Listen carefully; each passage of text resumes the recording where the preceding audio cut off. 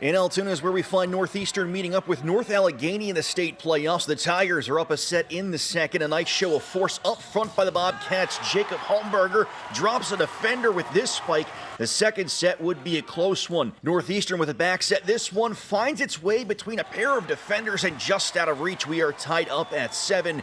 Joel Braswell gets in on the action, but North Allegheny would rally in the second and then go on to win the third. A great season by Northeastern. The further a team goes in the state playoffs, the further they're going to have to travel to meet their opponents, and that is the case for a few volleyball as well as lacrosse teams today.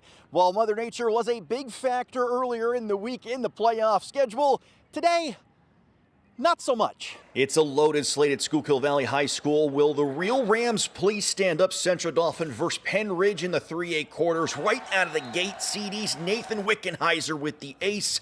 That one works so nice. Wickenheiser does it twice. 2 in a row to start off the game.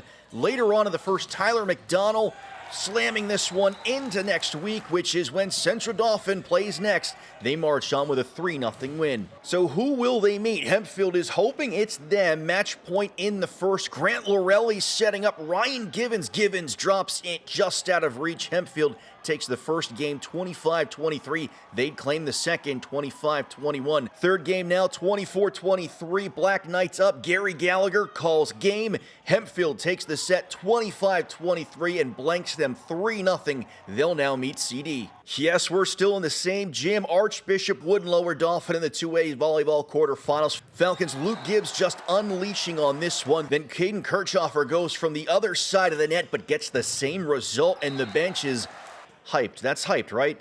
I'm pretty sure that's hyped. The captain, Richard Eber, isn't letting this one past him. He's good at the net and serving, notching a handful of aces in a row. The Falcons fly their way into the semis with the straight set win. Our first round game, we got everybody in and we really weren't pushing ourselves. And I told the boys, we got to get to the next level. So we've got to be ready to play and up our game a little bit. And that's how we approached it.